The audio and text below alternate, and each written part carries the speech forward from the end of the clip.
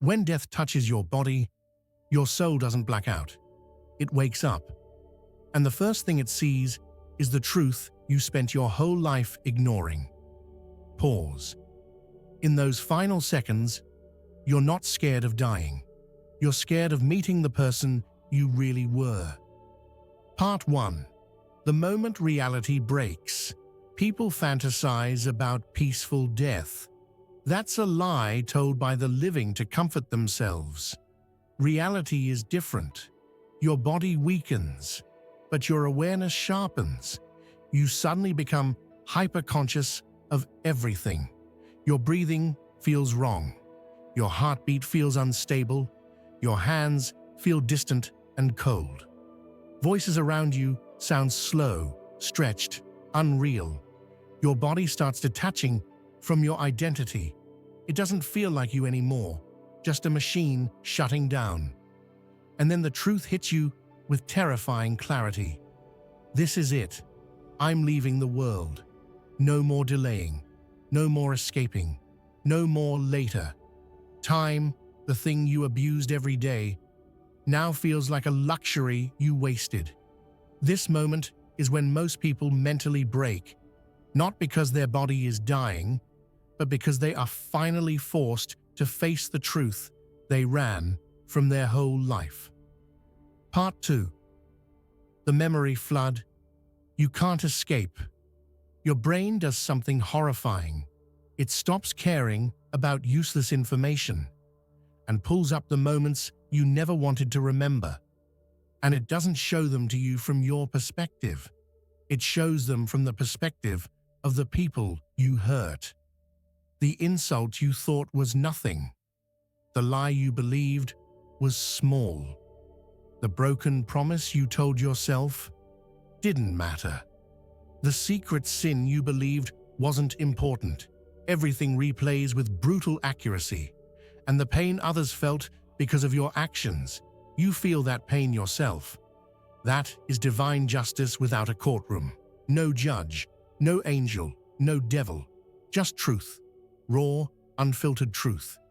You see what you did, what it caused, how easily you could have done better, how stubborn you were, how pride destroyed opportunities to fix your life. This isn't punishment. This is exposure. You finally meet the version of yourself you tried to hide, and the weight of it crushes people mentally. Part 3. The questions you never answered. All your life, you heard small inner warnings. Stop. Fix this. You know this is wrong. Don't harden your heart. Don't make this mistake again. You weren't confused. You ignored the truth because it didn't fit your lifestyle. At death, these ignored warnings return, not as whispers, but as accusations. And the worst part? You instantly realize you knew the truth all along. You were never lost. You were avoiding responsibility because it was uncomfortable. The shame of this realization is devastating. You finally understand. You wasted years blaming others. You pretended not to understand right and wrong. You used confusion as an excuse to continue sin. You ran from self-reflection because it hurt your ego. And now, with seconds left, you understand that every excuse was self-inflicted stupidity. There is no time to fix it, no time to explain, no time to undo anything. This part hits harder than physical death. You failed your own soul. Part 4. The first second after you leave your body. People imagine death like a slow fade out. No, it's a snap, and everything you thought was real collapses instantly. The moment your soul detaches, you hear everything around you, but you're no longer in your body. You see people trying to help, but you feel nothing from their hands. You watch your body lying there like an empty shell, and you finally understand how temporary you really were.